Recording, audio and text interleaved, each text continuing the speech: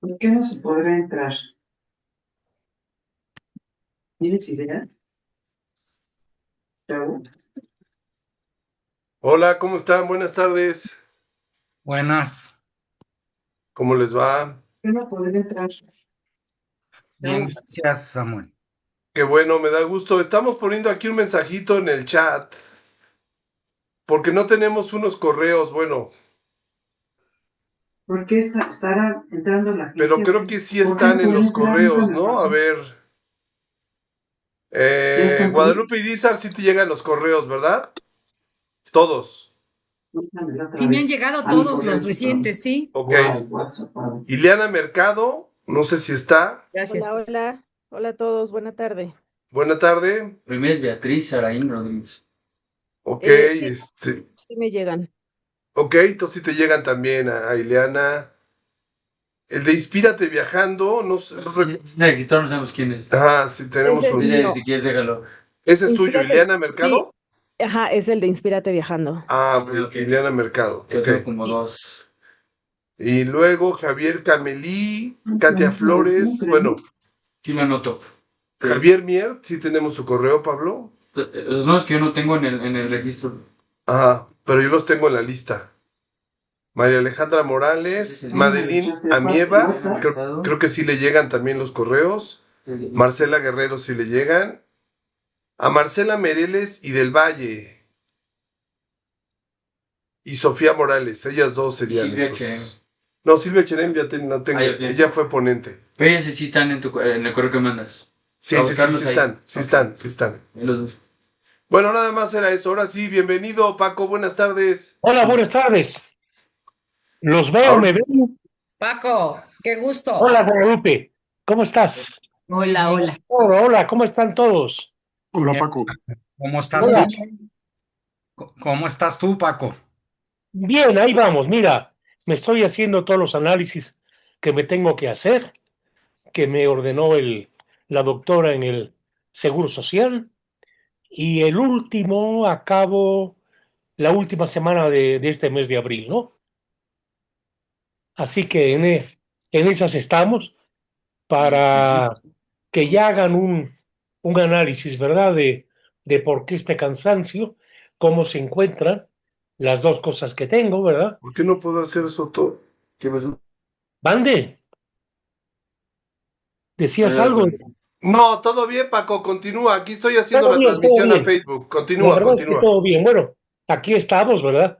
O sea, puedo trabajar, puedo escribir y en fin, ¿no? Ahí vamos, ahí vamos. Se te ve muy bien, Paco, pero ¿cómo te sientes?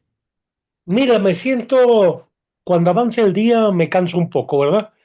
Pero en general bien de ánimo, en lo que cabe, ¿verdad? Porque que más quisiera que en Semana Santa haberme tomado un tiempo pues para salir, pero no estoy para manejar, o sea que no puedo, digamos, ¿no?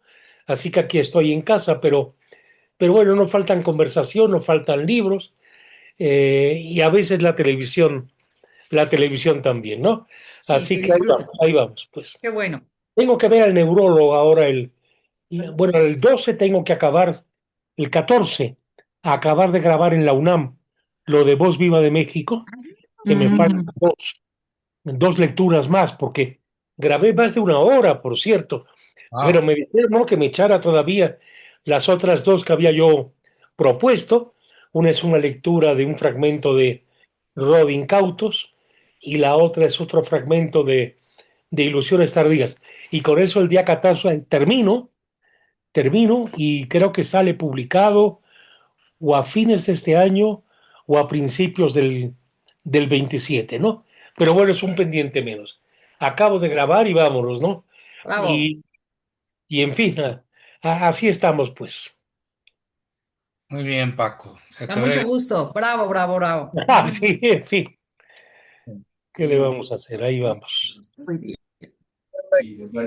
Paco, estamos en la semana de Pascua y pues no sé cuánta gente se vaya a conectar. Ya sabían todos que empezaba la sesión este miércoles. Ajá, Estamos en la sesión 11 muy y bien. bueno, voy a mandar un correo ahorita otra vez a toda la lista por si alguien anda por ahí perdido, que no se haya conectado, no se haya recordado. Le voy a Ajá. recordar. Pero si quieres podemos empezar. Digo, Bueno, muy bien. estamos en la última etapa del seminario. Solo Ajá. quedan ya 5 sesiones, que es efectivamente Bueno, la la de semana que ahorita. viene tenemos el libro de Javier Cercas, El Loco de Dios, en que nos va a Ujú, acompañar Javier Sicilia. ujú. Próximo miércoles 15, exactamente, la sesión con Javier Sicilia. Luego Ajá, viene miércoles 22, la ajá, sesión 13, la 14, el 29 de abril, ajá. la 15, el 6 de mayo y la última, el 13 de mayo. De acuerdo, eso es. Son 16 sesiones. Ujú. Así es, sí. Me quedo en este de la izquierda. En este. Mande. Si no tienes que repasar en este. Es que aquí. No, es alguien ahorita que está ahí Sé cómo. hablando, se coló el sonido, pero todo bien. Entonces, si te parece, Paco, para no perder la oportunidad, podemos Arrancar, ¿verdad? arrancar, sí, son 6:23. Así que Bueno, empezamos la sesión 11. Adelante. empezamos, de acuerdo. Bueno, quería decirles ante todo que vamos a ver un libro, pues muy duro, muy doloroso también, y por otro lado, que lo tiene a uno atrapado desde que uno arranca hasta el final, ¿no? Esa pluma extraordinaria de Manuel Carrère, que tiene una precisión, ¿verdad? Un ojo clínico para lo que analiza, pero hay algo que es interesante notar. No sé si ustedes sabían o lo habían encontrado, pues, en otro texto, en el mismo adversario, que antes de escribirlo y publicarlo, él hizo una novela que yo considero una poesía muy profunda, que se llama Una semana en la nieve. Esto es importante revisarlo. ¿Cuál es la diferencia entre el adversario, gran reportaje, y una novela que es absolutamente una novela, que se llama Una semana en la nieve, y que la hizo para poderse acercar al tema del reportaje? Y ahora iremos viendo por qué.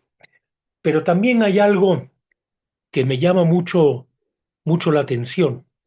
Yo hago la pregunta, en realidad, si ustedes hubieran leído El adversario sin saber que eso es pura realidad, que eso sucedió, que el personaje ha estado encarcelado y que lo va a estar hasta el año, pues ya debe haber salido, por cierto, debe haber salido y de eso ya no hemos sabido realmente nada. ¿Ustedes lo habrían creído? Les hago la pregunta y es pregunta para discusión. Y ahora quiero leerles una reflexión que tiene que ver, muy breve, que tiene que ver con lo que vamos a ver y discutir en esta sesión, del novelista Henri de Monterland en su novela La Rosa de Arena, que es por cierto una excelente novela. Henri de Monterland, La Rosa de Arena, publicada en español por Seis Barral, la Biblioteca Formentor. Esta reflexión dice lo siguiente: ¿qué es, se pregunta, un sacerdote inteligente? y se responde un hombre que perderá la fe, que es un juez que entiende demasiado la vida, un hombre que solo podrá absolver, que es un oficial demasiado lúcido, un oficial preparado para desobedecer. Voy a repetirlo todo y luego lo que él concluye. Que es un sacerdote inteligente, un hombre que perderá la fe, que es un juez que entiende demasiado la vida, un hombre que solo podrá absolver, que es un oficial demasiado lúcido, un oficial preparado para desobedecer. En cuanto hay inteligencia, hay matiz, y en cuanto hay matices, deja de haber partidos. Esto es, esto es tremendo. Esto es para darle muchísimas vueltas, porque vean ustedes, es difícil creer, así, no, creer la historia de este hombre de la novela o del reportaje El adversario. Es difícil creerlo, realmente muy difícil. Tal es la complejidad del caso. Además, por otro lado, estaríamos frente a un reportaje que desafía una de las características de los reportajes, hacer verosímil lo que no lo es. Es decir, que te creas algo vamos, que rebasa toda posibilidad realmente de que lo entienda, aún el que lo hace, aún el hombre que es el protagonista de todos esos actos. Es muy difícil darle crédito a todo eso. Ya se requiere mucho talento para hacerlo a partir de hechos, a partir de un juicio, a partir de declaraciones. Imagínense ustedes en una novela.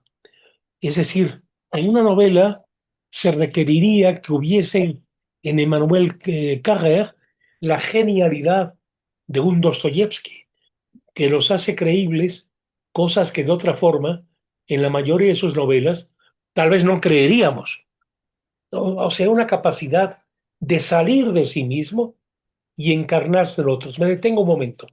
En una novela, un novelista suele tener algún personaje, cuando mucho dos, que están más próximos a sus propios misterios, a sus propias dificultades de comprensión, de dar luz sobre ellos.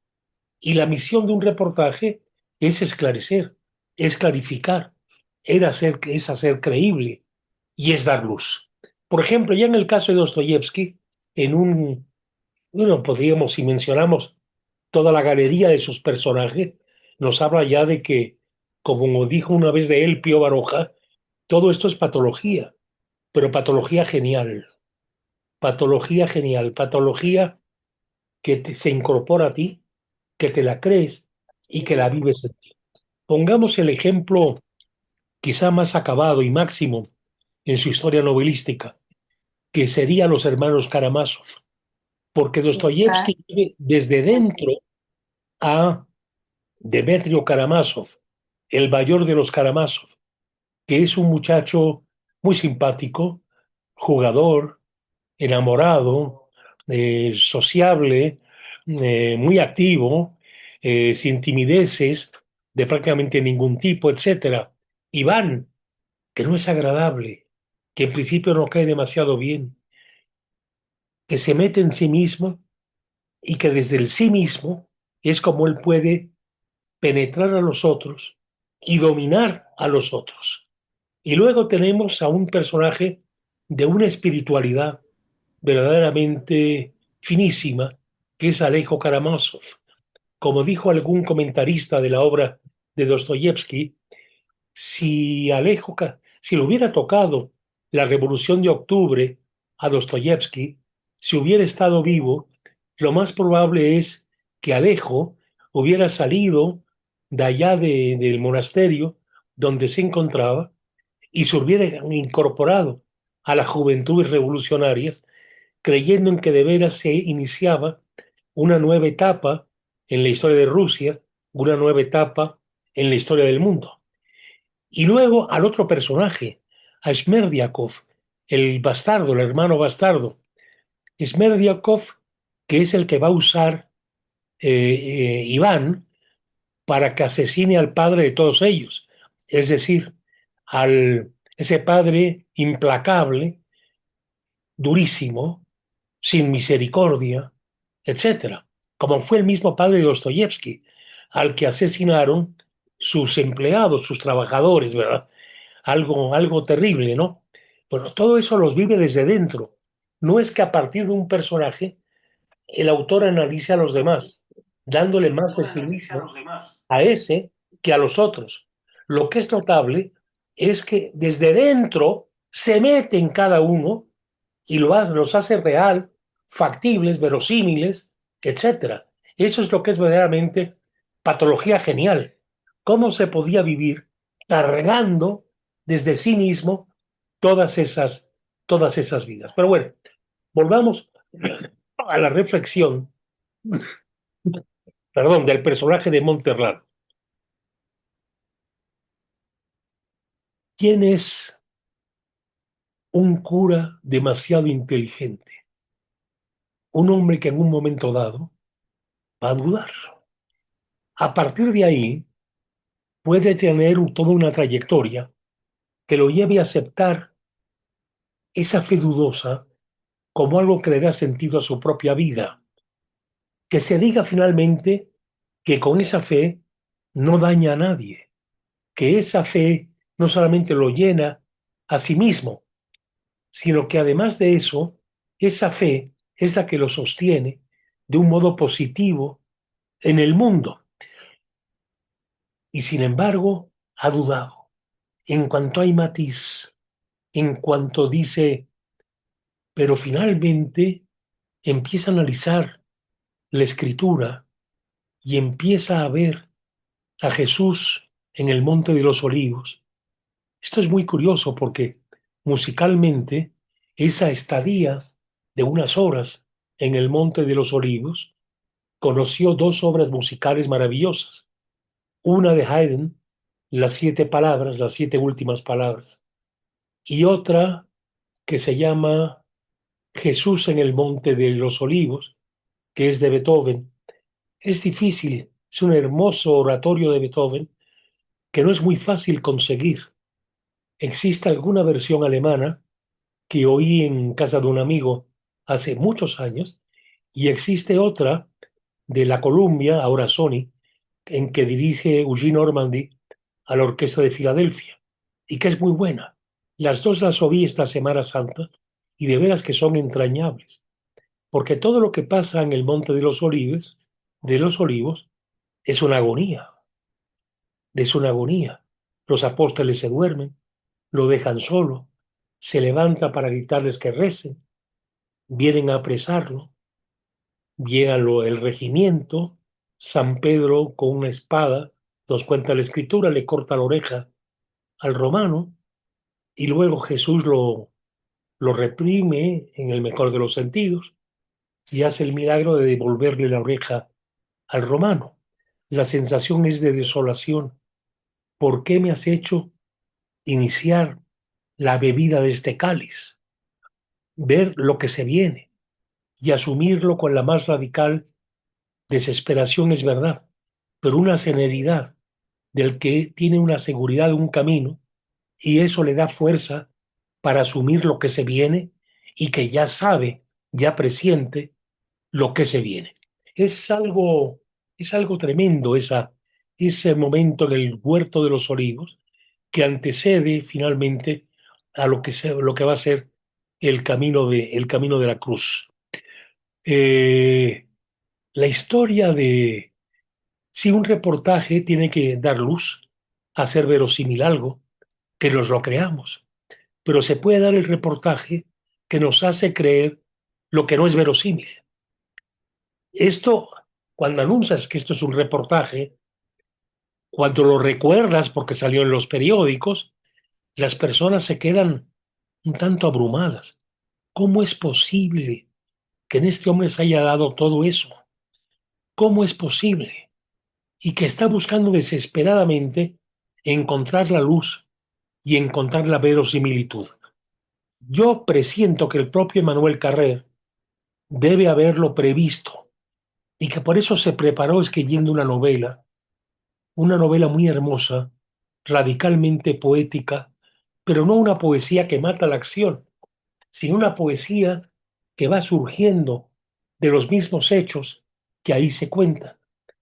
Una semana en la nieve es la historia de unos niños que han tenido una semana de vacaciones para romper un tanto la rutina, cosa que era muy tradicional en la pedagogía francesa, tradicional, en que cierran la escuela para que se vayan a ser un poquito aventureros, a, a olvidarse un poco de sus obligaciones y al encontrar otras posibilidades de vida que no se daban en las aulas estrechas de un colegio.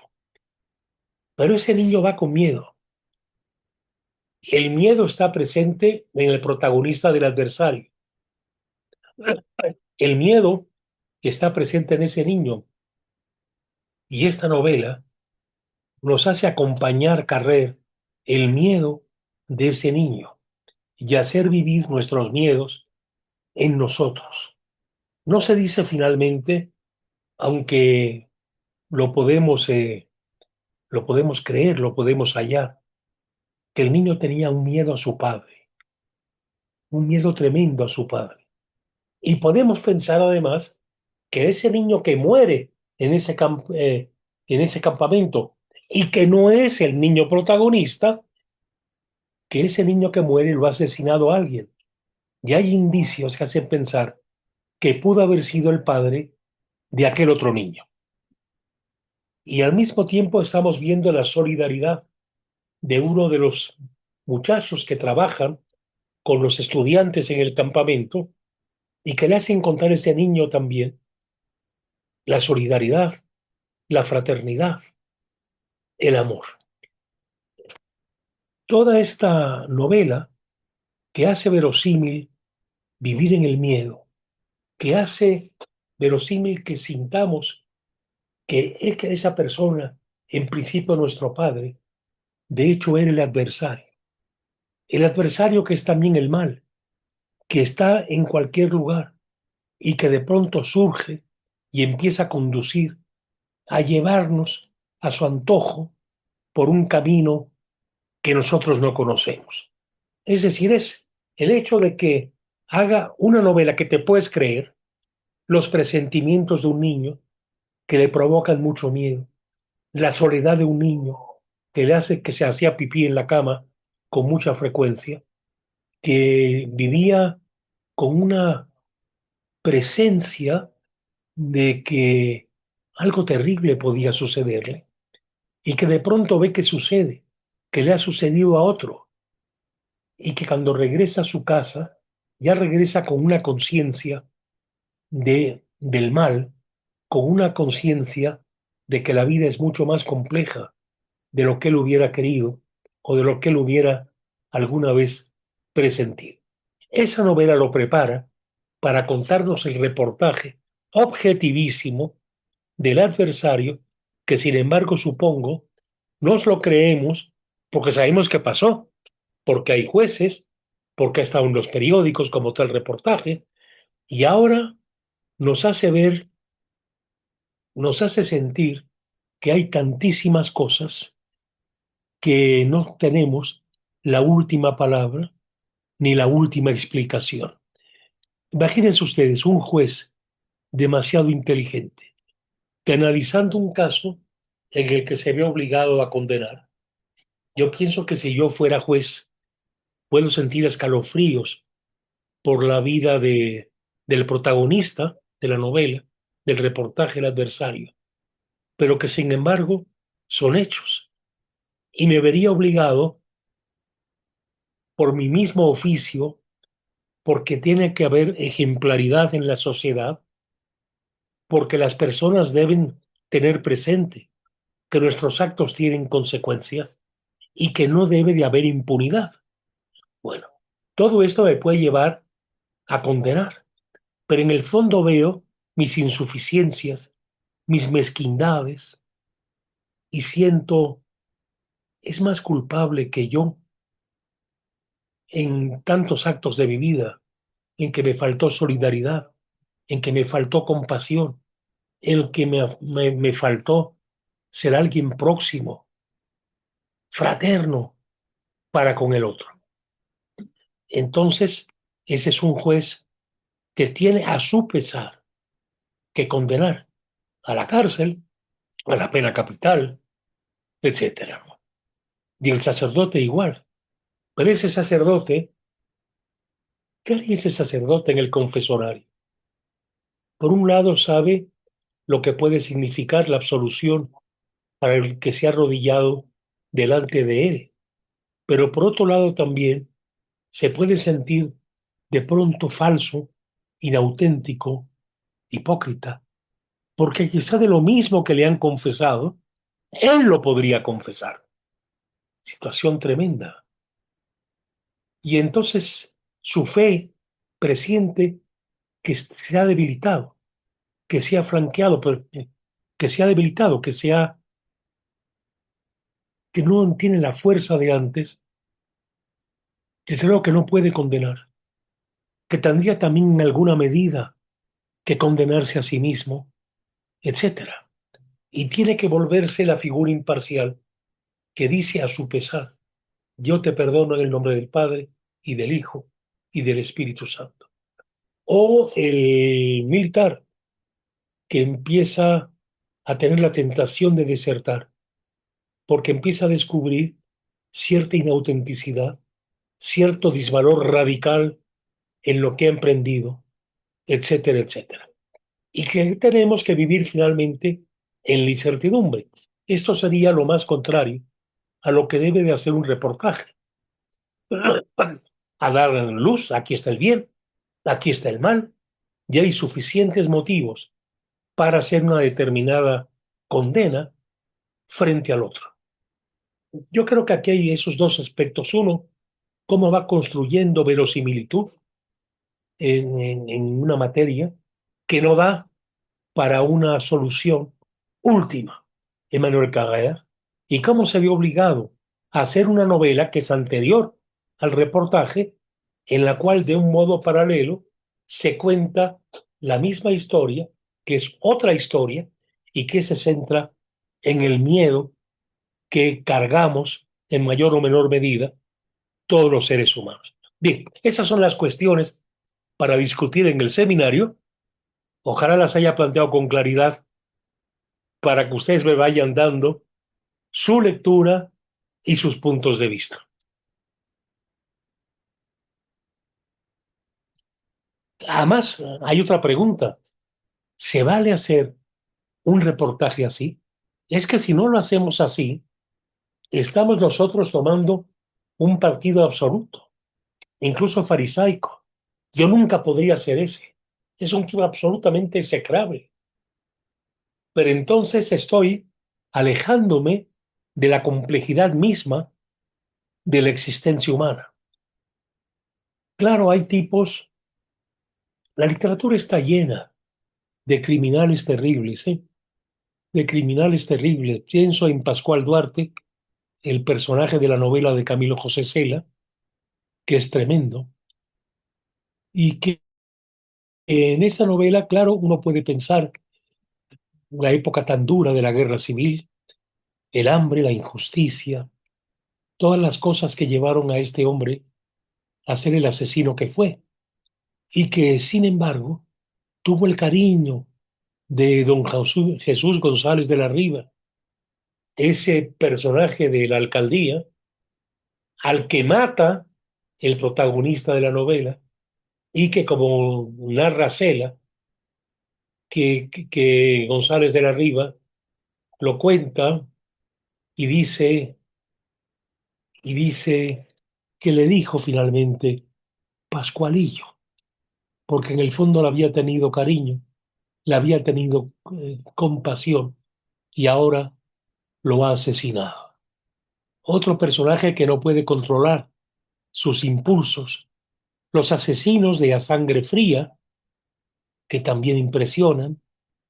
En fin, entonces son reportajes de lo que no quisiéramos creer que se hubiese dado, que así fuera, que iluminan la incertidumbre. Y con impunidad no se vive a gusto, se vive muy mal. Poco es lo que estamos viviendo en este momento de tantos asesinos en el mundo, muy concretamente en México también. Da miedo todas estas realidades, da terror, ¿verdad? Y porque ¿a qué nos podemos agarrar? ¿Qué nos puede sostener? ¿Dónde podemos decir que finalmente se hace justicia? O que lo natural sea que se haga justicia. En fin, yo ahora me callo y les paso la palabra. Ante Miriam, te escuchamos. ¿Sí? Sí, perdón, es que estaba apagado. Bueno, yo creo que sí que es crucial el tema del miedo y del miedo en la infancia y que eso puede dejar unos rastros terribles como tú estabas señalando, pero yo quisiera agregar que a mí me parece determinante otra cosa que pasaba en su infancia, que lo dice en algún momento de que los padres le enseñaron a no mentir y sin embargo en la práctica él fue aprendiendo que había cosas que se debían ocultar porque los padres así actuaban, a pesar de que fuera una verdad. Ajá. Yo creo que ahí arranca otro problema, otra problemática fundamental a lo largo de su vida, que él va mintiendo pequeñas cosas, mintiendo, mintiendo, hasta que finalmente hace esa gran mentira de decir que aprobó el examen de medicina cuando no se Ajá. presentó, y a partir de allí se desencadena toda una cadena de mentiras, porque para poder mantener eso tiene que hacer otra mentira, y así va viviendo los 18 años, creo que son 15, 18, algo así que vive, ¿no? Sí. Entonces, a mí eso también me parece fundamental. Y, y la Pero otra quiero cosa, hacerte la pregunta. sí, Luego sigue, por favor, con lo que estás planteando, que me parece muy inteligente. y Todo esto, en principio te lo creerías, es sí, la perfección. La perfección. Es decir, el examen, él va, hace el examen, él asume los resultados, se va todo el día a estar solo, a andar solo de un lado a otro, o a hablar en un bar con quien se encuentre, o a sentarse en un parque. O sea, está mintiendo a todos y llenando los tiempos de su propia vida. Perdón, adelante.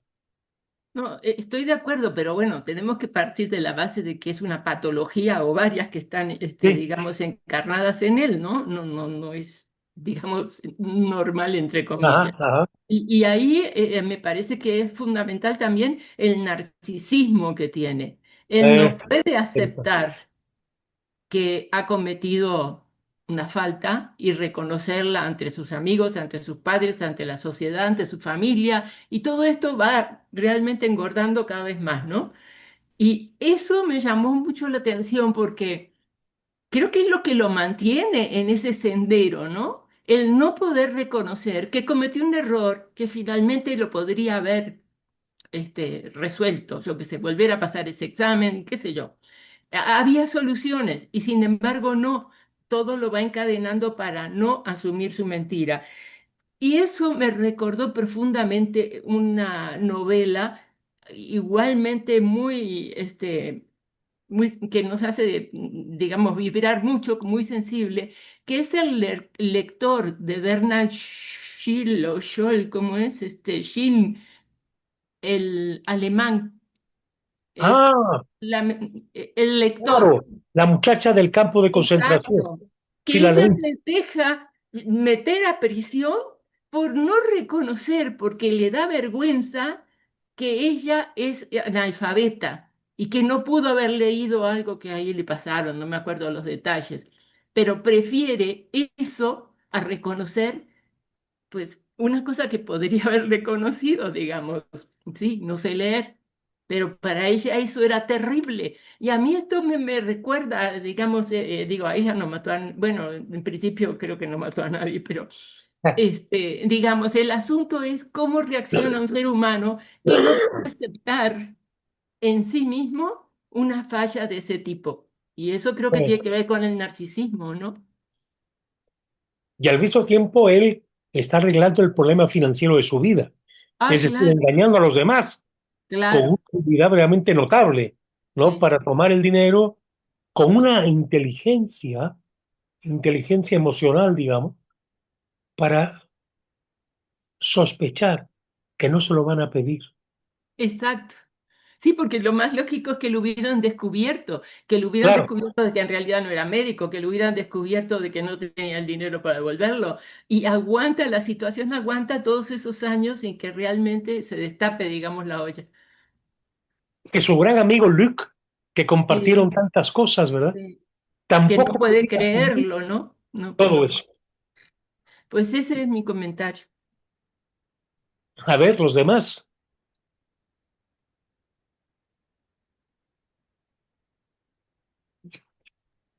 ¿Ustedes creen, vuelvo a otra pregunta que ya había planteado, ¿ustedes creen que esto, si lo hubiera planteado Carrer como una novela, se lo hubieran creído?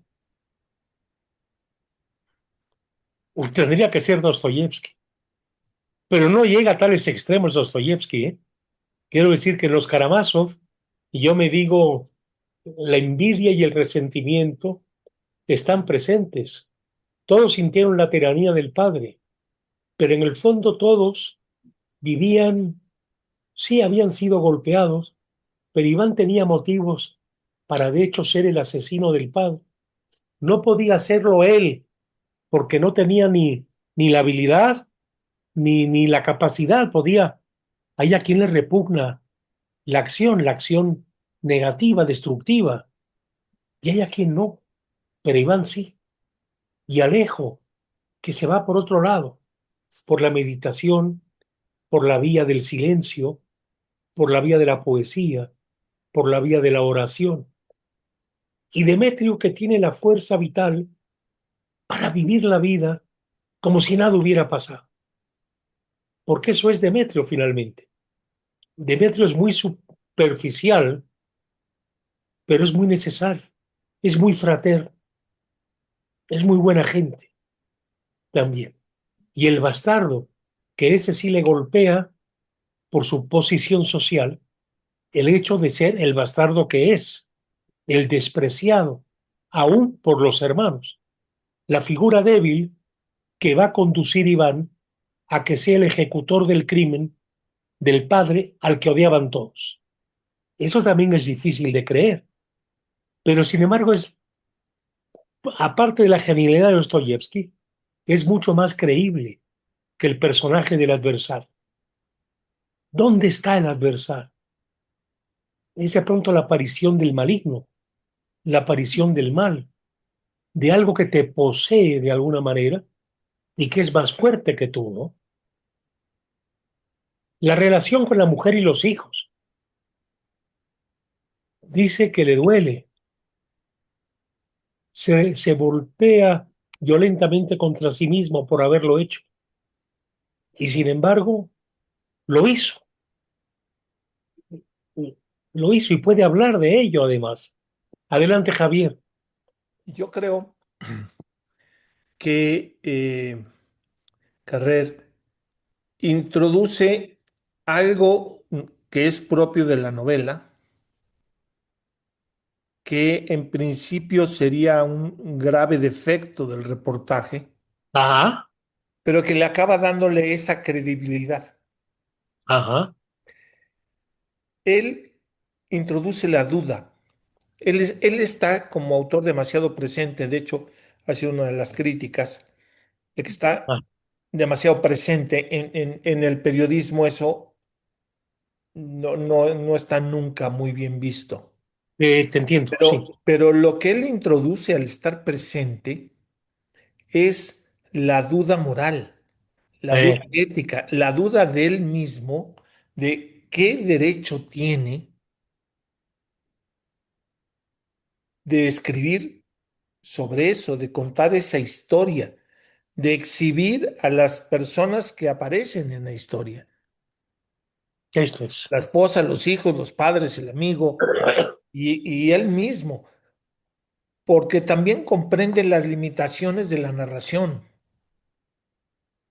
O sea, finalmente la narración tiene límites y él mismo duda de qué tanto comprende y qué tanto está autorizado a contarlo y si no es desde una versión personal, ¿no? ¿Qué tanto puede estar falseando? Entonces, Claro. a mí me parece que esa duda sistemática a lo largo de la novela contribuye a darle credibilidad y, y que le permite plantear en el personaje, cosa que no suele suceder mucho en el periodismo,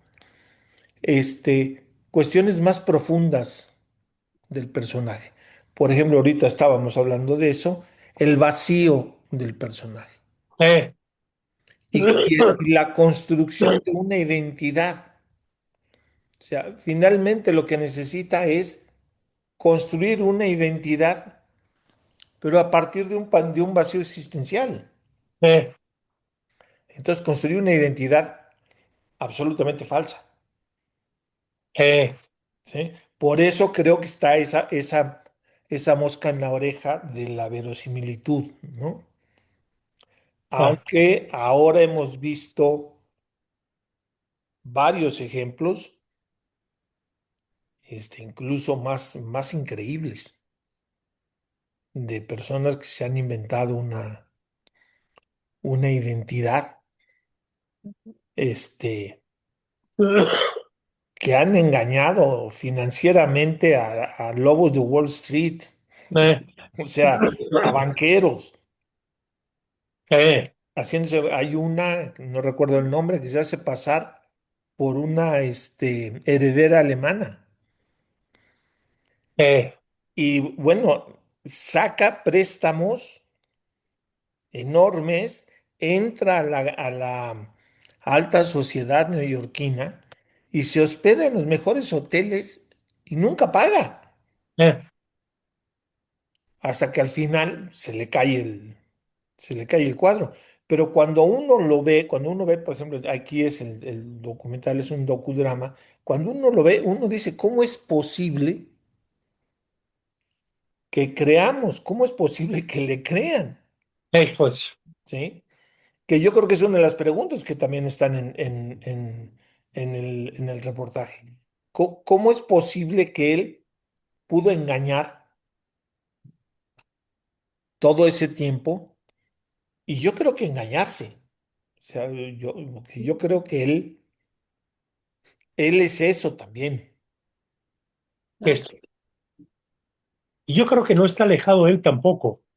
Un fondo de cierta envidia al que puede vivir como su amigo Luke, por ejemplo. Un cierto resentimiento, quizá también, ¿verdad? De todas estas cosas. ¿Y qué experimentaba frente a esas otras personas que en principio no habían tenido ni un sí ni un no para con él, sino más bien un buen acogimiento? Pero él no lo sentía así, él no lo veía así. Ahora se requiere mucho trabajo para llevar tantos años una existencia inventada. Mucho trabajo. Sí, efectivamente. Sí. Aparte, no vivir en una mentira dentro de la cual hay una verosimilitud, una coherencia, digamos, también. La sangre fría, es decir, el no poder dar un beso tan abiertamente, sencilla, espontáneamente, el no poder abrazar a alguien igual, el no poder, el no poder, el no poder. Y entonces llegar al asesinato de aquellos sobre los cuales se iba sosteniendo su propia existencia. Es un caso de una complejidad tremenda, ¿no? Pero responde a aquello que ¿Qué, frente a ese caso, qué le pasa? ¿Qué pasa dentro de un juez? ¿Qué pasa en el lector del periódico? Porque yo quisiera que hubiera causa y efecto y que fuera clarísimo.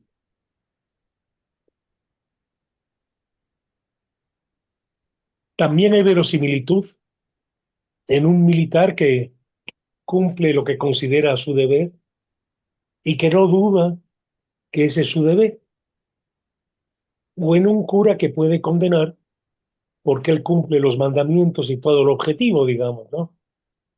Pero no se acerca al, a lo que está pasando de pronto dentro de él mismo, como que no lo toca y no lo quiere tocar, porque entonces perdería su fuerza. Recuerden ahora, vamos a trabajar sobre ello la semana pasada, el libro de Cercas, el libro de Cercas.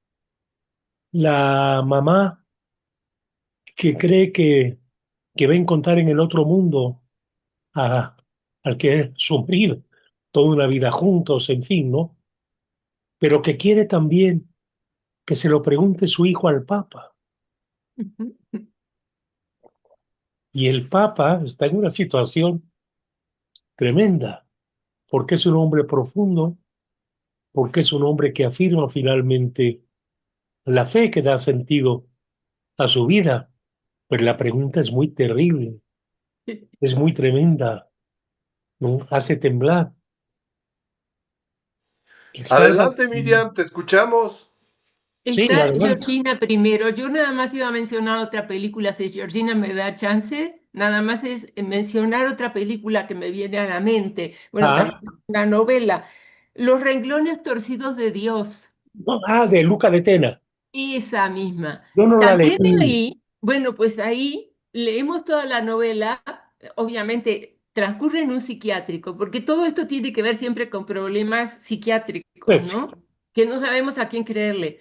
Y termina la novela, no sabemos si el que dice la verdad es el psiquiatra o es la paciente. Y así cierra, con la duda. sí, sí, Es sí, muy convincente. es verdad, es Nada cierto. Ah, sí, Paco, Georgina. Sí, adelante. Fíjate que sí es una cuestión de ética, o sea, hablar sobre un caso, pero por ejemplo, a mí me sucedió que yo trabajaba con dos personas, una mujer productora y él realizador. Trabajamos tiempo con Krause, en fin. El caso es que yo iba a la casa de ellos, Paco, Ah, y fue un caso muy sonado. Y veía a sus hijitos chiquitos jugando y luego esta pareja, la productora y el realizador, pues estaban en una cuestión como budista, en fin. ah, Y resulta que años después, el hijo, que ya crece, manda a matar a sus papás.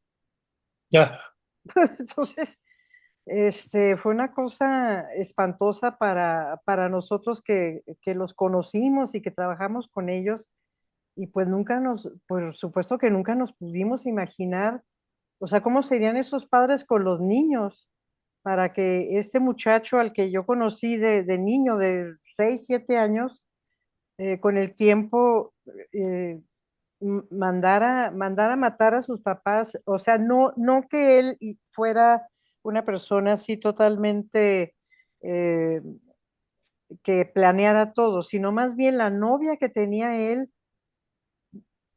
fue la que urdió todo el plan y primero mató al papá y luego a la mamá y fue una cosa horrible y bueno, como mis amigas y yo nos estábamos dedicando a hacer guiones y eso, de pronto como que dijimos, bueno, hay que hacer esto, pero no pudimos, no pudimos híjole, porque los conocíamos mucho, ¿no?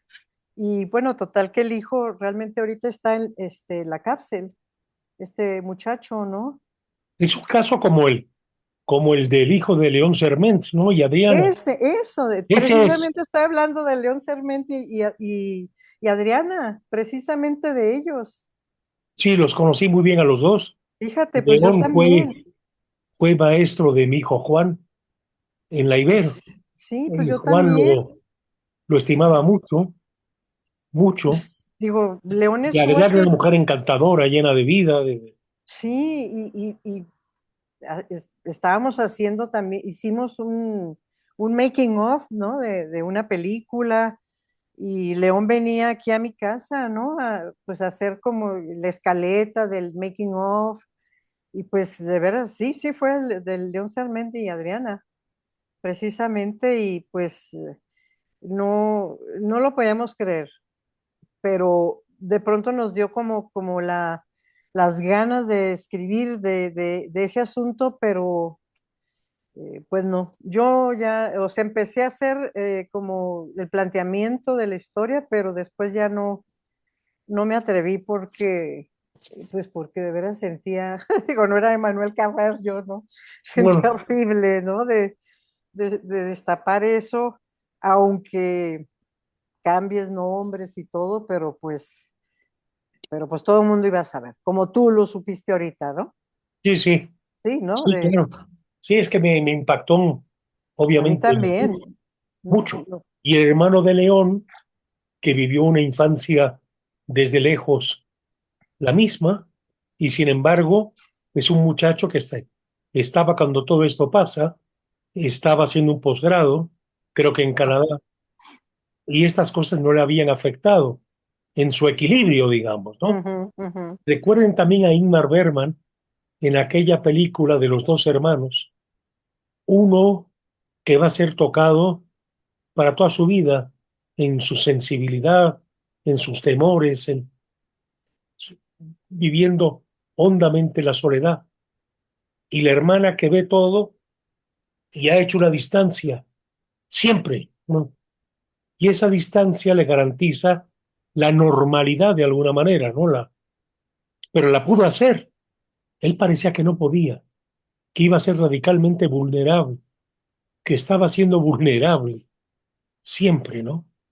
Pero bueno, estamos Sí, viviendo en un mundo en que estos casos no son tan raros, que son sí, múltiples por casos. eso cuando hiciste la primera pregunta, ¿ustedes creerían eso? Pues yo sí pensé, sí, yo sí lo creería, que Eh, sucedió lo que escribe Carrer, por Así es. supuesto, ¿no? Sobre todo ahora que estamos viviendo cosas tan terribles en el mundo, Sí.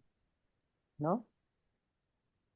Y Adelante, Javier. Sí, yo quería hacer un comentario que igual es medio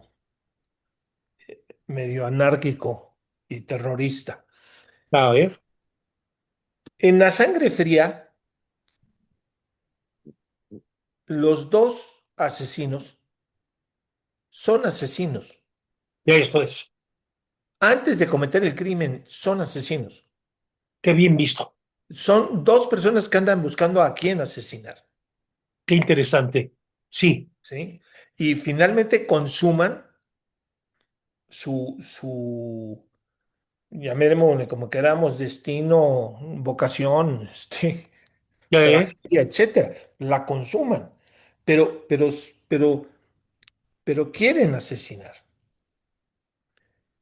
En el adversario, él en principio no es un asesino, esto es.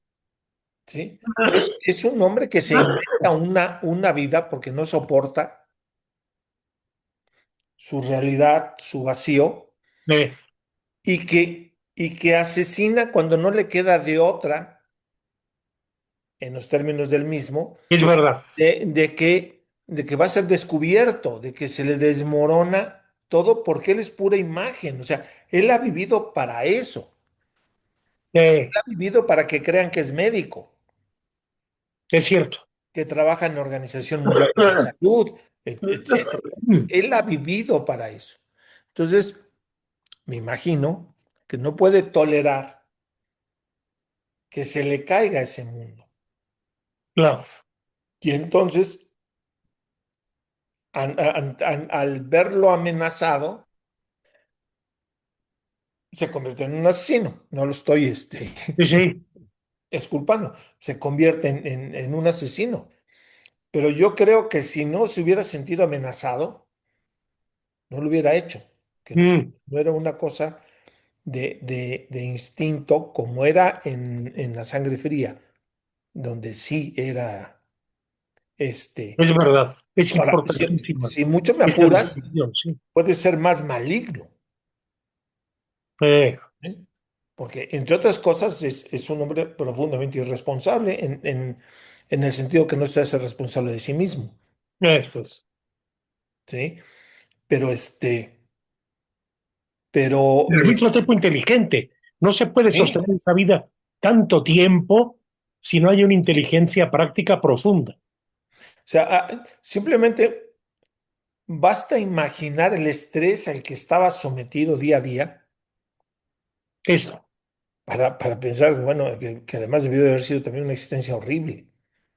Y alguien puso, cuál ha sido su destino ahora? Pusieron un, este, una notita, no me fijé quién fue el que la puso, pero que pone que salió en 2019 Es cuando tenía que salir, sí. y era cadena perpetua, pero supongo que ya sabes cómo son las cosas en Europa, Eh, y que se fue a un monasterio. caray. Eso me parece muy interesante. Era una noticia que yo desconocía absolutamente, pero me parece muy interesante hasta que casi una segunda parte de el hombre se fue a un monasterio y vive en un monasterio. Eso, me parece muy interesante, ¿no? También me parece muy interesante la Eso le similitud. da también, perdón, sentido al nombre, el Claro, adversario, Satán, ¿no? claro. El mal, digamos, ¿no? Ujú. Sí, ¿por qué se llama así? Esto es. Pero además, en el último momento, digamos, ya sobre el juicio, él empieza a tener esa especie de conversión religiosa y empieza a tratar de ayudar a los demás y todo ese rollo místico. Empieza desde el final de la novela esta. Como si se tratase también de una búsqueda preconsciente de sentido en su vida, ¿no? Sí, En el vacío claro, absoluto, porque ya se le cayó toda la Ah, escenografía. claro, Entonces lo que le queda es nada. pero qué Y el horror, profunda o sea, le queda el horror de lo que hizo, ¿no? esto. Entonces, me parece muy interesante, no recordaba lo del juicio, pero sí sí, que ahí empieza con la cuestión mística y con la cuestión pues sí. de que tratan otra vez de empezar a llenar ese vacío de alguna manera, ¿no? Exactamente. Carrer dice en un momento que se transformó de un personaje ficticio, digamos, que era el médico, toda la Ah, mentira, a otro personaje que no sabía qué tan real era, entiendo así, que es este místico, digamos, el criminal que está en vías de recomponerse a través de la mística. Él lo dice hijo. expresamente, no me acuerdo dónde, pero lo dice. Ujú. Bueno, y ese encuentro con esa mujer que rescata de alguna forma, Ah, exacto. que es un bello personaje de la vida Sí. real, además, ¿no? En fin, que hace pensar también por qué acepta a Carrer como persona a la que invita, ¿no? Ante la que no se cierra de alguna forma y ante la cual hay también un mutismo que hace ver su dificultad de comprender todo lo que ha sido su vida, que también es otra cosa misteriosa, pero que nos lo hace sentir como una presencia, como realidad el autor. Y claro, otra pregunta es, ¿qué falta hacen reportajes así, que no nos dejan tranquilos cuando los acabamos, ¿no? Que nos preguntamos, ¿y por qué? ¿Y por qué? ¿Y por qué? A ver, Cecilia Hellewin, y lo del monasterio, ay, ya no vi la nota. La quería leer a todos, compartirla. Mande. Ahora no se oye, o no oigo yo. No, que mejor que lo diga ella misma. Yo iba a decir lo que decía. Así sí. Yo lo que decía, Paco, es que cuando oigo lo del monasterio, pienso si es realmente una convicción religiosa o es un deseo de buscar una nueva identidad. Sí. Herrera insinúa eso, como que es una nueva, sí, una buena vida, una nueva vida que se está inventando, pero como que creo, lo pone como una hipótesis o algo así. No, no lo afirma, ¿no?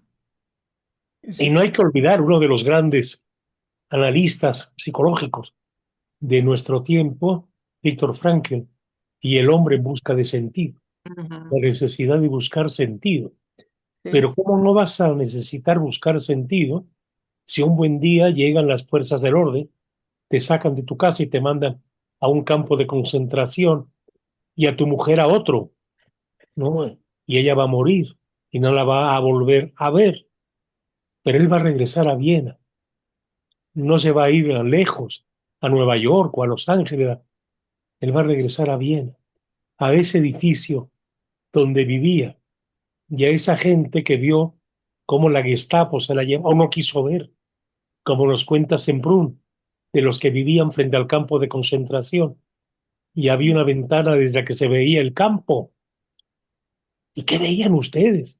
Él no se podía ir de regreso a Francia si no aclaraba por qué, qué sentían o no vieron todo aquello que estaba delante de ustedes. Otra reflexión sobre el libro es que hace que un reportaje se vuelva tan entrañablemente verosímil, ¿verdad? Que hay cosas horribles que un gran autor nos las hace vivir, nos hace ir a esa cotidianidad, ¿no? Nos mete en esa cotidianidad, ¿no? Y lo vamos leyendo horrorizados, pero por otro lado atraídos, ¿verdad? ¿Qué mueve? Y yo me pregunto que ese es otro aspecto de la vida que es también necesario, digo yo, que trabaje el periodismo, las adicciones. Se habla muy fácilmente de las adicciones, pero no se puede culpar al adicto así sin más, someterlo a causa y efecto. De ninguna manera. ¿Por qué bebes y sabes que te hace daño y no puedes dejar de beber y te conduce a la soledad y te sabes que eres violento con los otros e injusto con los otros y aún más injusto contigo mismo también? Y lo mismo la drogadicción, el empecinamiento en una vía destructiva. Y a nivel social, ¿qué hace que tú puedas sobrellevar de alguna forma a la torera esa condición, ¿no? Es decir, finalmente evadirlo y salvarte? Pero ¿por qué unos sí y por qué otros no? ¿Por qué unos caen en el delirium tremens y por qué otros no? Y uno se sentiría más tranquilo si puede hablar de culpables e inocentes. Y sin embargo, un buen reportaje te hace ver que no es así, que es desarmado y claro, asustado de alguna manera también. Miren ustedes, hay otro libro de Carrer, más o menos contemporáneo, que se llama Viernes 13. Tiene que ver con el atentado al Bataclan, que es algo terrible.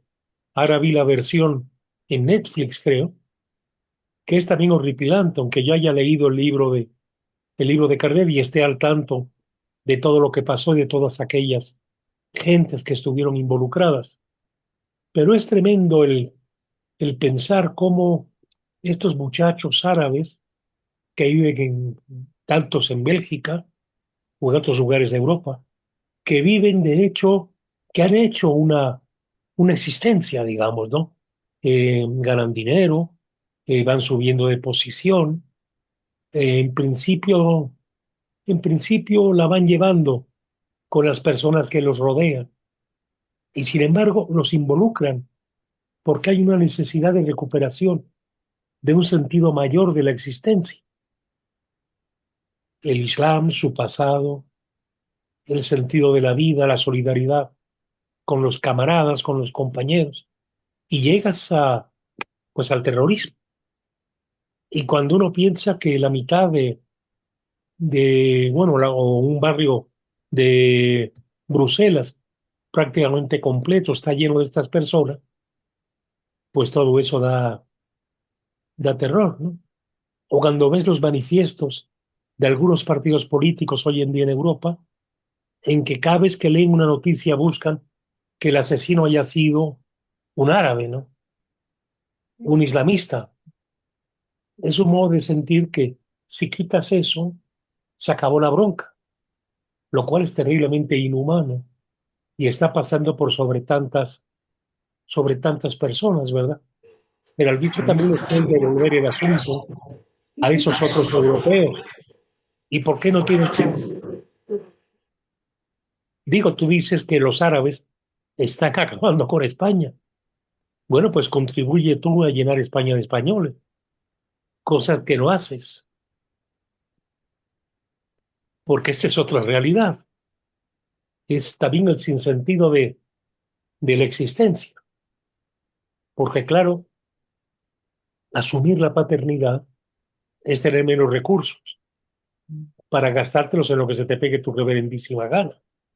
Es vivir con una cierta restricción.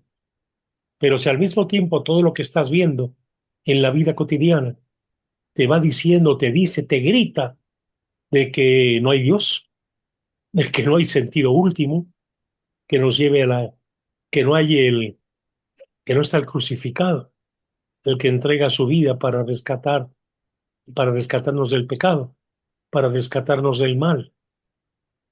Pues que cada quien haga lo que pueda, ni siquiera lo que quiere, porque puede no tener potencialidad para hacer lo que realmente quisiera hacer, con lo cual se siente doblemente humillado y culpable.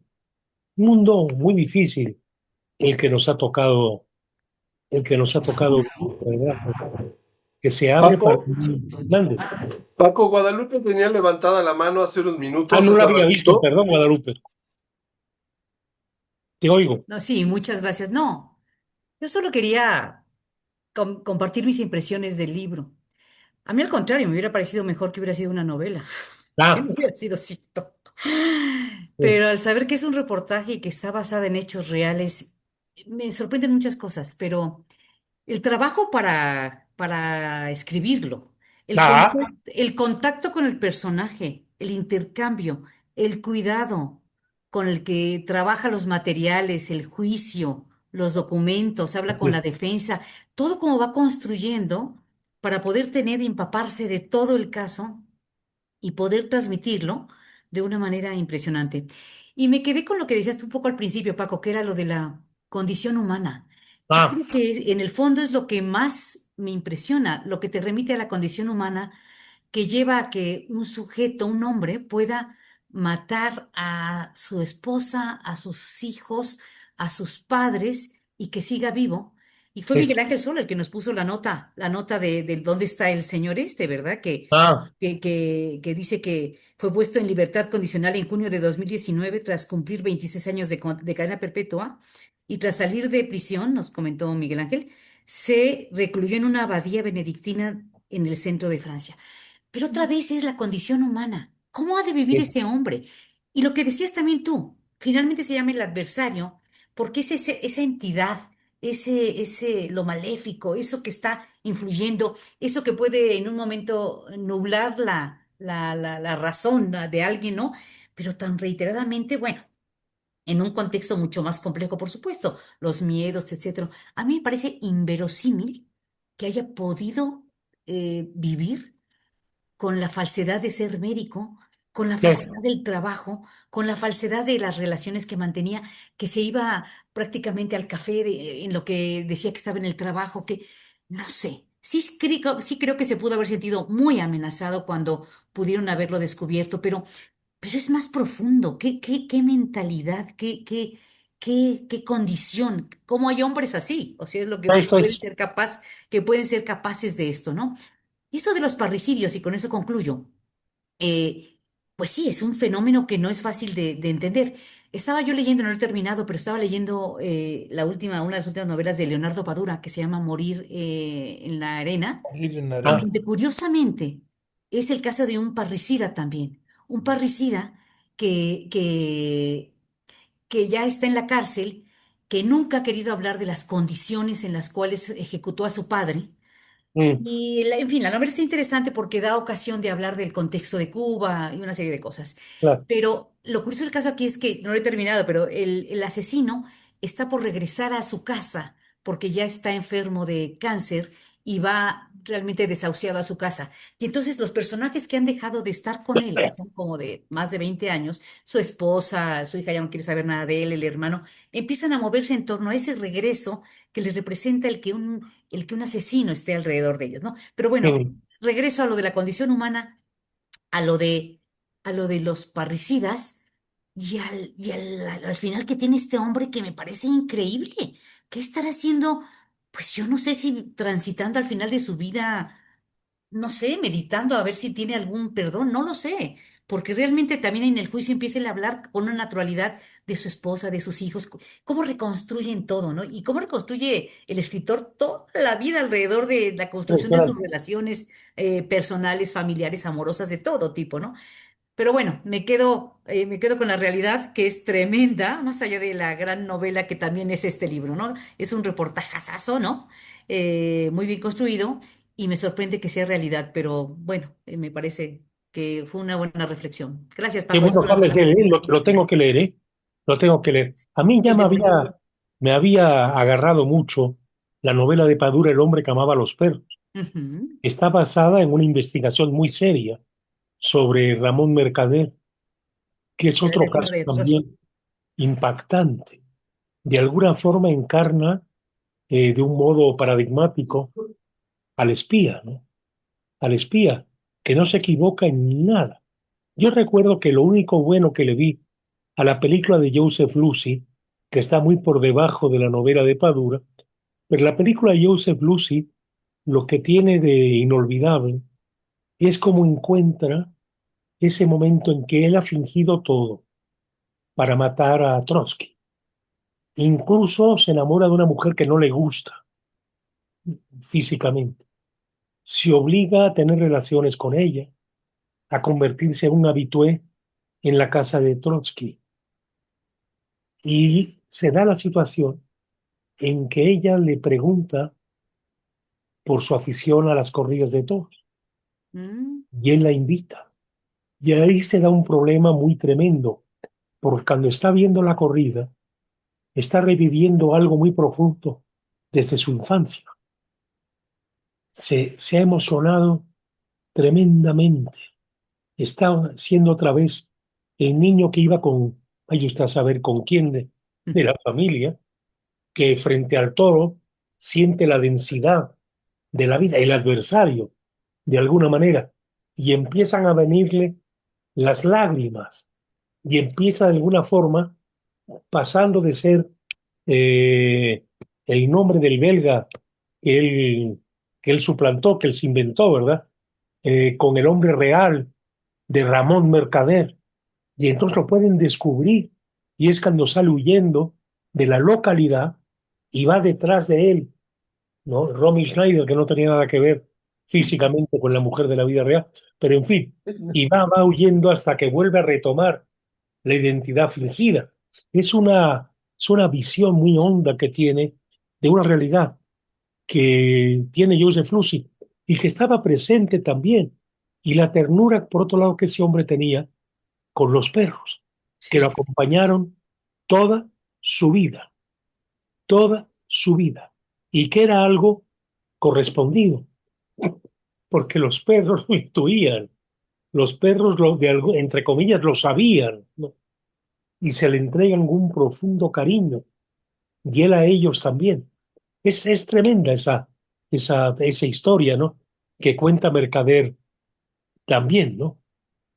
Sí, es el asesinato finalmente, son asesinatos que juntan a las dos obras en este caso de Padura, pero es esa Eso otra es. vez la condición humana lo que provoca los asesinatos o los magnicidios, no sé. Así es, Ujú. así es. Y eso es algo que el periodismo antes como que no trabajaba, ¿verdad? No reparaba en estos casos que no se pueden cartesianamente explicar. Claro. Es lo menos cartesiano que puede uno imaginar, ¿no? Hago algo que va en contra de lo que la razón me dicta. Y sin embargo no puedo no hacerlo, no puedo actuar en consecuencia, ¿no? Lo cual es tremendo. Y a Tremendo. nivel social es de preocuparse porque estos casos empiezan a volverse estadísticamente significativos, lo cual es muy grave, Claro. porque nos deja, como quien dice, prácticamente desamparados en sociedad. Pero esos casos se dan. Recuerdo Están, que ese es lo importante, están y es lo que hace reflexionar sobre la situación y la condición humana, insisto, es impresionante, ¿no? esto es, esto es. En fin, ¿alguien más?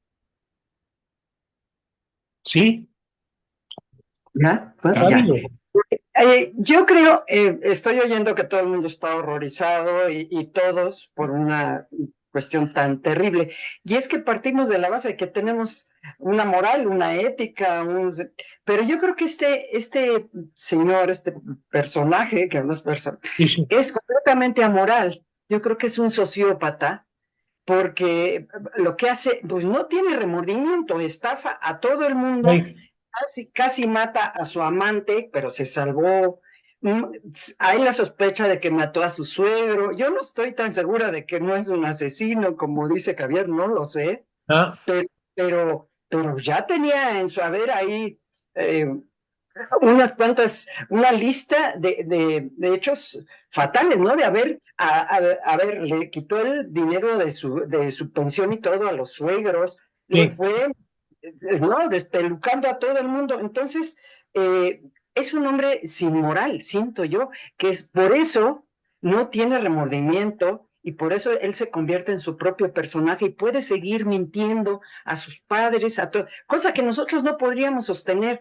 Sí, a lo mejor le mientes a uno, pero llevar tu vida a una mentira, porque su vida es una mentira, entonces yo siento que él no es un ser humano como los demás, que tenemos una ética, un remordimiento, una culpa, ¿no? Y demás.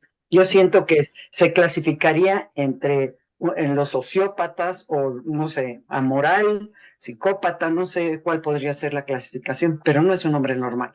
Mira, podemos pensar respecto a lo que dices en el Marqués de Sade, pero en el Marqués de Sade eh, yo veo el fondo de una causalidad finalmente. Ujú. El Marqués de Sade, sus papás eran diplomáticos de la aristocracia francesa en el reino de Luis XVI y los papás viajaban mucho por razón de su trabajo político. Y lo mandaban con el obispo que eran de Niza, de por ahí, del Mediterráneo, de la Provenza. Y el obispo tenía fama de, no solamente de mujeriego, sino de mujeriego y pederasta y demás. Y organizaba verdaderas orgías en el Palacio Episcopal. Yo no puedo imaginarse al niño Dionisio, muy sensible seguramente, no lo dudo ni tantito así, y veía todo aquello. Abusaron de él. ¿Qué hicieron de él? Por lo menos es una hipótesis, que llegara a esta frialdad que muestran sus novelas, porque a mí me parecen las novelas del Marqués muy bien construidas y muy aburridas. Es decir, como que le faltaba la gracia, la sal que un novelista imprime a sus textos. Son textos muy objetivistas, como La Plaza de la Concordia, muy geométricos. Los libertinos se reúnen y están los efebos como las patas de una mesa mientras ellos hablan de sus cosas, y están usando a las patas de esa mesa seres humanos para su propio regocijo, para su propio placer. Y sin embargo, la novela está las novelas de él están perfectamente organizadas, son de una racionalidad y yo no encuentro el mayor arte en ella, como no sé el saber construir. Y el tratado sobre la novela del Marqués de Sade, a mí me parece que es lo más perfecto que yo he leído de cómo se construye una novela. Es decir, su capacidad de racionalidad es impactante. Su capacidad de traducir en argumentos racionales lo que ve, lo que hace, lo que hacen los otros, es notable. Incluso se puede aventurar la hipótesis que los psicodramas fueron descubiertos por el Marqués en la prisión a la que iba una y otra vez, y que fue liberadora y curadora para no pocos de los alienados en el manicomio de Charenton. Es impactante. No que él quisiera curar a nadie. O vaya usted a saber qué pasaba qué pasaba dentro de él, ¿no? Pero, pero claro, podemos hablar de causa-efecto en un complejo psicosocial, en tanto que en el caso del adversario, del personaje del adversario, es más difícil una explicación así a través de la psicosociología de su situación. A lo mejor el Marqués también, no lo sé porque él nunca escribió un libro, un diario, un examen de conciencia, en fin. Pero bueno, eso fue un caso en la Francia del fin del antiguo régimen y del inicio de la revolución, donde el Marqués también, a sangre fría, pudo jugar con todos, aristócratas y revolucionarios. Y gritaba desde lo alto de la prisión, desde la ventana, desde los barrotes, hasta que lo liberaron los revolucionarios, en los cuales no creía, porque él no creía en nada de lo que planteaba la revolución, que sin embargo supo defender y convertirse en un revolucionario más. También impactante, también impresionante, ¿verdad? La historia de él. Y también los revolucionarios, como los aristócratas, lo metieron a la cárcel. Nadie lo toleraba. Y sin embargo, la Justine, la esposa, iba por él, ya condenado. Iba por él a llevarle buenos alimentos, le gustaba comer bien, era un hombre muy refinado, un aristócrata, e iba a visitarlo y lo defendía, hasta que vio que no había nada nada más que hacer. Otro que iba llevando esa vida de crímenes y de doblez, donde encontró finalmente su identidad, ¿no? Pues otro caso. Curiosamente, sobre el Marqués y muchos de la generación de los existencialistas lo redescubrieron. También tiene páginas muy profundas sobre el Marqués de Sade, especulaciones muy sabias sobre sobre el Marqués de Sade. Y todavía hubo personas que se escandalizaron. Por ejemplo, mi muy admirado periodista Ramón Zorrilla, maestro mío, me acuerdo que escribió un artículo en el Excelsior de Chere, muy enojado porque la UNAM había publicado obras del Marqués. ¿Cómo era posible que la UNAM publicara al Marqués de Sade? Lo tengo muy presente porque Zorrilla no era hombre que se escandalizara. Adelante. No te acerques tanto al micrófono. Perdón. Que metes ruido. Perdón. Que lo haya escrito, me acuerdo muy bien, que fue una crítica a la universidad por haber publicado las obras del Marqués. Pero el Marqués es un referente que nos abre a muchos misterios también, ¿no? En fin. Miriam y Miguel tienen comentarios. Adelante. Adelante. Lo mío muy cortito. A ver, Miriam, con gusto. Simplemente yo en lo que diferiría es que yo creo que en los asesinatos sí hay una racionalidad. Ah, Lo que nosotros no compartimos no es la racionalidad o irracionalidad de los hechos, es el objetivo mismo. Acá en sí, esta novela de Carrer, lo importante para el personaje es no ser descubierto, y eso es más fuerte que matar a sus hijos y a su familia completa. Lo más eh, importante es defender que no lo descubran. esto Y es. bueno, y ese es un objetivo y es racional. Él Sí, sí, actúa sí, de eso. así es, así es. Pues eso, nada más. Muy bien, bueno, yo también trataré de ser muy breve. Número uno, confieso que no pude por un proyecto personal que estoy haciendo, una construcción de una historia y presentación en unas plataformas, no pude yo leer el libro, pero lo voy a leer porque es el tipo de novela o de narración que a mí me inquieta y me gusta mucho, lo haré.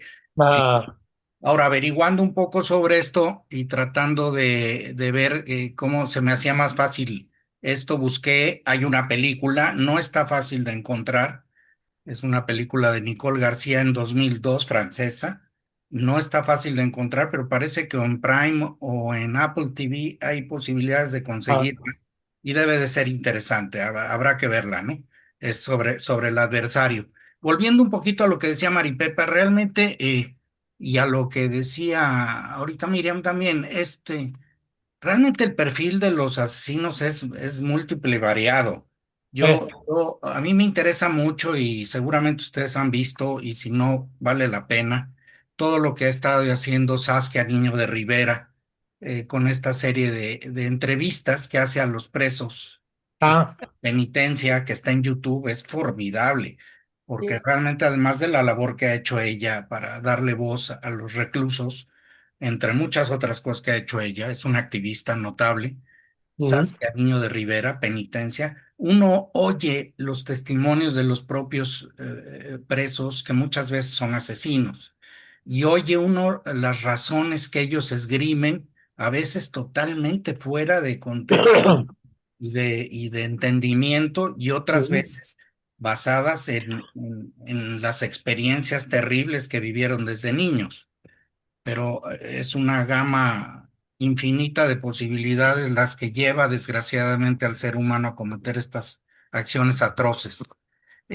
Y al igual, recomiendo mucho de una serie que acaba de sacar nuestro querido Simón Bros y ah, y la familia Bros, que ya está en Prime, que se llama Sabores de Libertad. ah, Son caray, seis capítulos en donde el experimento es precioso porque lleva a uno de los grandes chefs mexicanos a la cárcel a hacer un platillo con uno de los presos o con una de ah, las reclusas. Y en el inter que están preparando el platillo, pues se presta a un juego maravilloso en que tanto el chef como el preso cuentan razones, argumentan, etcétera. Realmente está hermosa la serie, ¿eh? Muy humana, vale mucho la pena. Entonces, básicamente esto. Y lo último es que sí, viendo una actualización de lo que ha pasado con este señor Jean-Claude Roman, ah, realmente llama la atención que habiendo matado a tanta gente, aunque hubiera sido uno solo, uno piensa que este hombre va a pasar la vida eternamente en la cárcel. Y no, resulta que efectivamente, como ya vimos, salió mediante argucias legales, fue a un monasterio, ahí fue acogido por los benedictinos, pero después ya ahora en una actualización que acabo de encontrar dice esto. Dice, este hombre vive retirado y en anonimato en un pequeño pueblo del departamento de Indre, en Francia Central. Recibe una pensión de jubilación de alrededor 800 euros al mes, proveniente de su tiempo en prisión. Eso es increíble, ah, increíble. Tiene prohibido contactar a las familias de las víctimas, me imagino, aparecer en medios de comunicación, regresar a ciertas regiones donde ocurrieron los hechos. ah, caray. Debe seguir pagando indemnizaciones a las víctimas, pero se ha portado bien, no hay reportes públicos de nuevos delitos ni violaciones, y algunos familiares de las víctimas criticaron su liberación. Pero sí me parece increíble que ahora viva posiblemente pues ya expiada su culpa, no sé si a través de la ayuda de la religiosidad, no sabemos, pero que ya esté libre y viviendo aparentemente normal y hasta con una pensión de alrededor de 800 euros al mes, ¿no? Hombre, Entonces, esa justicia es extraña y se da en todos los ámbitos, uno pero se diría ingenuamente, sí, ojalá escribiera su memoria del convento, pero sin embargo, si la escribe y uno la lee, uno diría, no me estará mintiendo. sí, Pues sí. ¿Verdad? No, es un caso tremendo. sí, en cambio hay casos de alguien que robó un pan por necesidad y pasa la vida entera en la cárcel sin ser enjuiciado. Increíble la justicia. Y por Bueno, eso otro fue lado, todo y perdónenme por no, poner al aquí. contrario, interesantísimo. Y por otro lado, qué cartesiano, ¿verdad? Es que es muy difícil ser francés y no estar tocado por el pensamiento de Descartes, aunque no hayas leído a Descartes. Mira, yo me acuerdo de una maestra en Francia, en una clase dibujaba yo algún caballo o algo así, ¿no? Y lo debo haber pintado de verde. Y me dijo esto que me parece tan cartesiano, tan fácil a través de aquí explicar a no poco franceses. ¿Ha visto usted alguna vez un caballo verde? Ah, mais non, madame, jamais. ¿Ah? Alors, entonces, por favor, destruya eso y haga un caballo real. Pinte un caballo que sea un caballo, ¿no? Y no hay caballos verdes. Pero, en fin, esto refleja también lo que ha sido la novela francesa a lo largo de los siglos, ¿no? Desde que murió Descartes, cambió, porque antes no era así. Antes estaba Rabelais y otros autores, de alguna forma, que los podemos llegar al realismo mágico, a lo real maravilloso. Con Descartes eso se acabó. Una novela francesa podrá ser buena, regular o mala, pero siempre son racionales, siempre están bien armadas, siempre están bien escritas, etcétera. La capacidad de un Dickens de romper, digamos, el orden lógico, de entrar al nivel de la fantasía pues es muy difícil que se dé en Francia. Casi podríamos, nos sobran los dedos de una mano para encontrar un autor francés que tuviese esta capacidad de, más allá de lo real, craso, digamos, ¿no? Son muy realistas. El cine francés también es muy realista. Son las grandes novelas y películas de la clase media, los grandes directores del cine francés. Quizá Godard sea una excepción, pero en general todos son muy realistas. De acuerdo, Paco. Marcela tiene un comentario o pregunta. Adelante, Marcela. Sí, adelante. Hola. Hola. Bueno, yo nada más quería comentar que algo de lo que me pareció más perturbador del reportaje, que me pareció muy perturbador, es lo cerquita que está lo que suponemos normal y aquello en lo que confiamos con respecto a la realidad. Somos una sociedad que necesita confiar. Si no confía, no existe. Y es curioso cómo puede haber realidades paralelas que no vemos por esta confianza. Este hombre a lo largo de su vida, la gente confió en él. Nadie checó nada, nadie hizo nada. Y se confía, uno confía que su vecino es lo que dice que es. Uno confía en que el galán, la pareja son lo que dicen que son. Desde luego, ya con la convivencia, a veces sí ya uno se va dando cuenta de ciertas cosas, pero hay muchas en las cuales estamos basados en la confianza. Hace muchísimos años fui a una conferencia de unos jesuitas que decían, es que tenemos que confiar hasta que nuestros padres son nuestros padres. Es decir, el ser humano necesita la confianza y este tipo de personajes hace un uso totalmente abusivo de ello y se queda tan unido a la vida normal que es muy perturbador. Uno dice, bueno, ¿qué de todo lo que tenemos junto a nosotros? E incluso qué parte de nosotros mismos a veces no es cierta. Era todo. No, muy importante. Muy buena aportación, por cierto. Por cierto, no vino hoy nuestro amigo el Zacatecano, ¿verdad? Ya lo extrañamos. Sí, hombre. Sí, falleció su mamá hace 3 semanas. Yo no sabía. Y yo creo que no ha podido por esos. Pero no creo que está viendo, yo creo que las grabaciones. Mándale un abrazo de mi parte. Un abrazo. Claro que sí. De Sí, todos, Javier. por favor. Tavi. Yo quiero hacer Bueno, un puso su comentario, nombre. perdón. Adelante, Javier. Yo creo, me llama mucho la atención que en el grupo han aceptado, y me da gusto, que han aceptado mucho que es un reportaje. En, En la en confianza. en el medio periodístico, no creo yo que hubiera tanta aceptación de que eso es un reportaje. A mí me parece, me recuerda, junto con el otro libro para esta sesión que era Delirium Tremens, me recuerda lo que decía Truman Capote. Ah, Truman Capote jamás aceptó que A Sangre Fría era un reportaje, mira, pero jamás aceptó que era una novela. híjole. Entonces Truman Capote decía que era y de hecho le llamó la primer novela de no ficción. Ajá. Eso de ser la primera, pues Bueno, habría que checar muchas cosas. Pero yo creo que el adversario y que Delirium Tremens entran en esa categoría, que más que reportajes son novelas de no ficción. eh, En el caso del adversario, por la presencia que tiene el autor. Cuando tú decías, Paco, de que haya más reportajes así, etcétera, pues no la pones nada fácil, eh, porque, porque hay que tener el talento claro.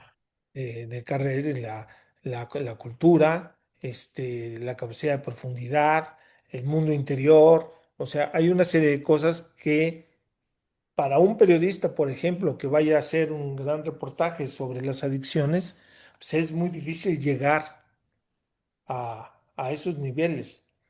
Y además que fue, o sea, él fue al juicio, fue muy cercano al personaje, se carteó con él. Mm, O sea, la cantidad de horas, etcétera, que le dedicó era de un libro, ¿sí? eh, Es la de una novela, ¿no? Entonces, yo me quedo con eso de que es una novela de no ficción qué bien. más que un reportaje. Y si mucho me apuran, yo le pondría arriba, o sea, no lo estoy haciendo como de mérito, sino como mérito. Esto es. Muy interesante. Acabo de leer el comentario que nos manda Mirna Ortega. Sí, sí estoy de acuerdo. Salió aquí en ¿cómo le llaman a esto? En el El chat. chat. Sí, sí. Muy bien, pues yo creo que ya damos por hoy terminada la sesión. La semana que viene vamos a estar con Cercas, con el Papa Francisco y con el misterio de los que de pronto viven casi sin plantearse si creen o no creen dentro del misterio de la acción caritativa, ¿no?